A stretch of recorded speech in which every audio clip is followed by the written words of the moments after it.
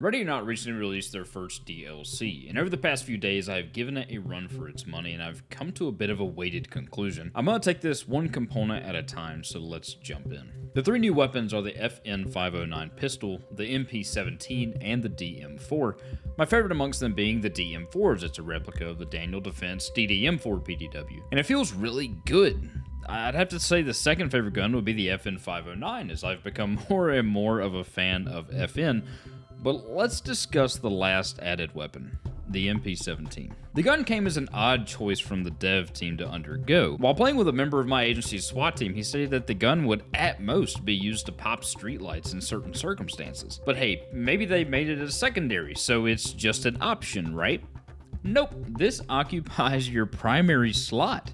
That way, I guess you could run the map akimbo? I don't know what they were thinking here. So I think, honestly, the time spent making these new weapons could have been spent in making a actual weapon modification section versus what we have now, which is just picking a few optics. I would like to see a customization more of the likes of Ground Branch or something to that effect, but I guess that's for another DLC.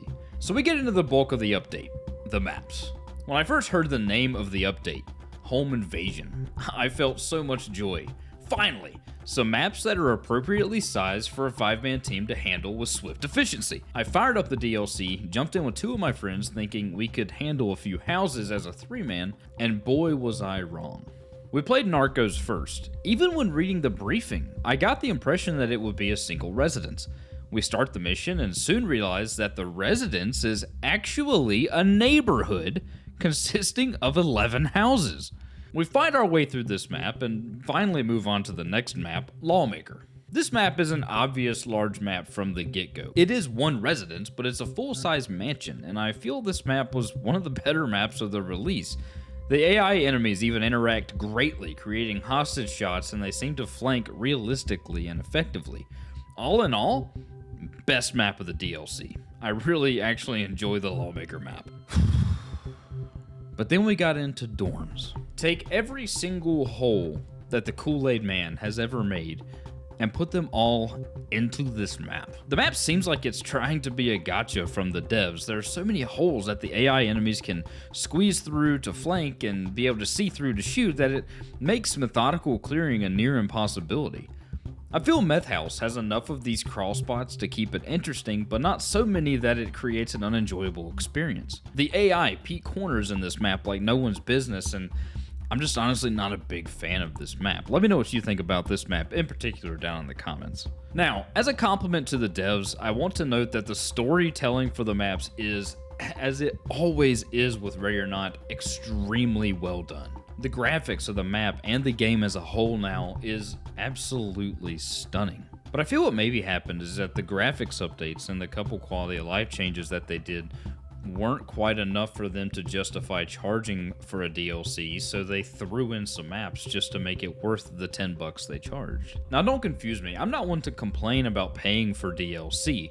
I feel devs should be rewarded for their efforts and full-heartedly understand them putting a price tag on it, especially one that's this low in the US. But I'll be honest, I just want some smaller maps. I want something that the maximum solo and multiplayer lobby limit would realistically handle. I understand that this could cause a replayability issue where we get bored of the maps quicker due to fewer infill options, choke points, etc., but I feel this would allow them to release more maps. In Ron's earlier days, everyone loved the Meth House map, and people still do because it's something that a team of that size would actually handle, which is also why Brixley Talent Time is one of my more loved maps of 1.0. But instead, we get a couple great map sizes such as those, and then in the next mission, we're a 5-man team clearing an entire USPS shipping center.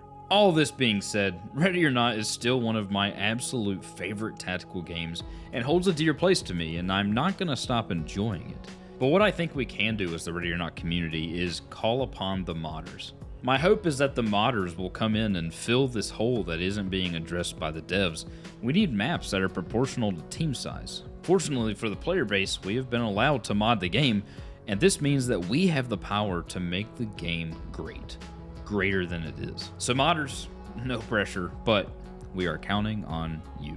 So guys, that's my thoughts on the Ready or Not DLC. I feel the maps are a little bit too large, as Ready or Not's been continuing to do with some of their maps, and I feel like the weapons were kind of lackluster. So I want to know what you guys think down in the comments. I want to hear this conversation. I want to hear the conversation about what we want to see from modders. So let's jump down there and let's talk about it. I hope you all have a fantastic day. If you're not a member of this family, highly consider subscribing, and we'll see you guys in the next one. Be safe, stay happy, and peace out.